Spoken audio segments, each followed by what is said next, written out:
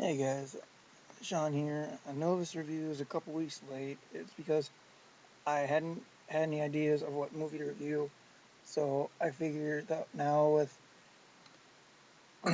Curse of Chucky coming out in about just July, so 7th month, about 3 months from now, I think I'm gonna do a review of the most recent uh, Chucky movies. So Bride and Seed, and then at the end I'll discuss my thoughts on Curse of Chucky. So starting off with, and the reason why I'm only reviewing the most recent three movies, I guess you could say, is because I don't remember all that much of the first three movies, and because I've seen Bride and Seed the most.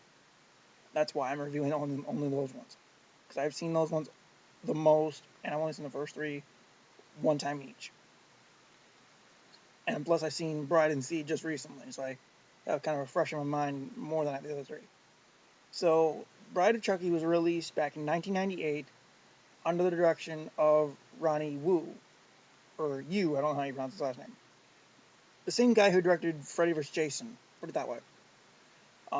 This movie stars Brad Dourif back in his classic role as Charles Lee Ray, also known as Chucky, and this time he's joined by Jennifer Tilly as Tiffany, Chucky's former girlfriend, later wife, and Katherine Heigl and Nick Staple, along with John Ritter.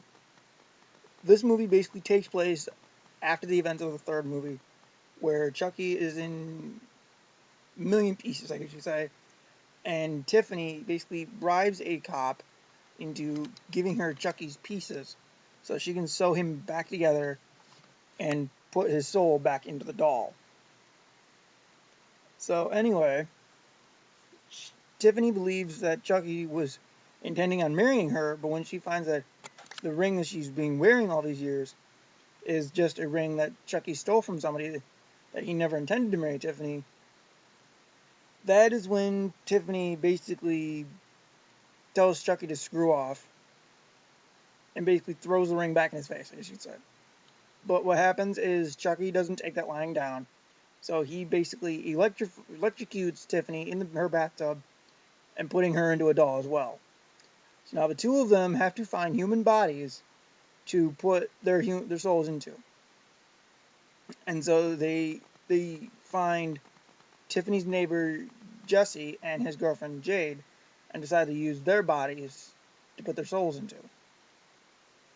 Um, this movie I thought was really cool. John Ritter was in it, like I said. He played kind of I guess one of the antagonists. I guess you could say. I don't know how you would kind of just discuss his role, but I think he did very good for his part. Brad Dourif, as always, did one did amazing as Chucky.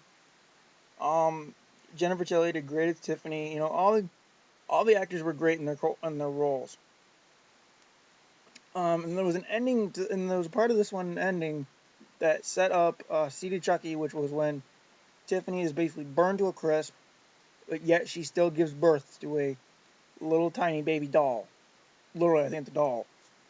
And that ends up being Glenn, who in Seed of Chucky is, um, like I just said, Chucky and Tiffany's son, played by Billy Boyd from Lord of the Rings. So basically, the two actors come back, who are Brad Dourif and Jennifer Tilly, playing their characters, and Tilly is actually playing herself too. Hang on.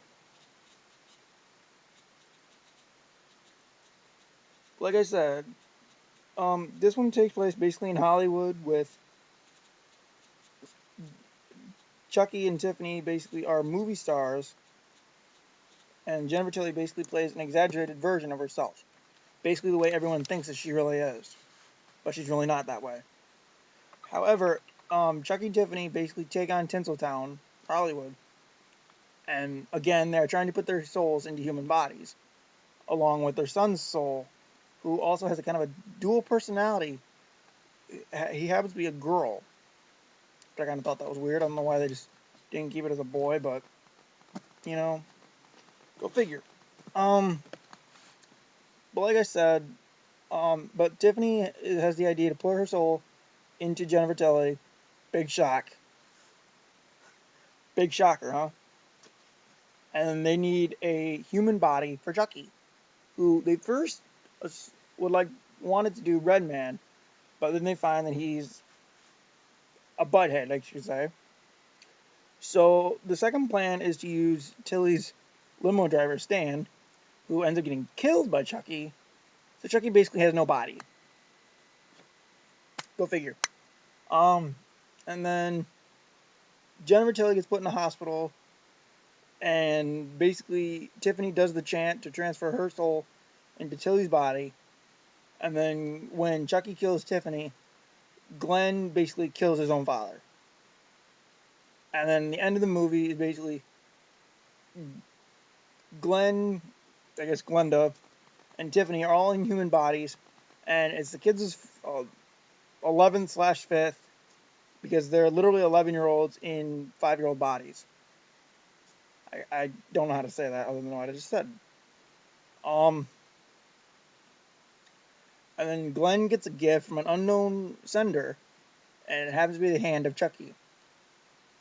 Yeah, really weird. Um, I thought both those movies are good. I would recommend them to anybody who's a fan of, Chucky in general or horror in general. But now onto my thoughts of the next movie, the sixth and final installment of the original series, fourth chronologically, Curse of Chucky. This one will take place immediately, sometime after the events of the third film, with Chucky basically um, invading a funeral, basically. Hang on, let me see if I can find the plot synopsis for you guys. I know, like I said, with Under the Red Hood, I should have this set before I start the video, but I didn't really think about it.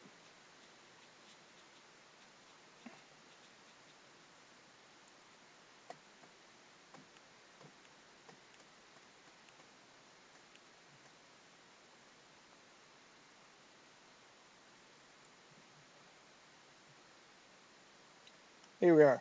After the events of Child's Play 3, Nisa, a young woman forced to a wheelchair since birth, has to regroup her sister Barb and her brother-in-law Ian for a funeral after the death of her mother. While dealing with Barb, Ian, along with their 5-year-old daughter Alice, Nisa receives an odd gift, a creepy doll. After people start showing up dead, the fearless Nisa soon suspects that the creepy doll is more than just a doll.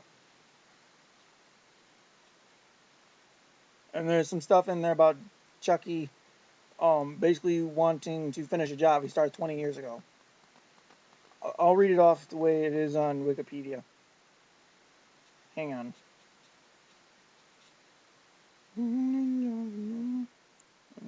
One stop. Everything nice.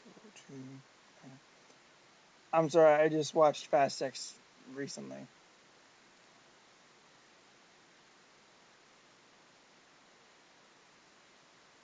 I just heard the music from Fast X recently. Okay, it says Nisa is grieving over the gruesome suicide of her mother when her dominating older sister Barb arrives with her young family to help settle their mother's affairs. As the sisters butt heads over Nisa's plans for the future, Barbara's young daughter confronts herself with a grinning, red-haired talking doll named Chucky that recently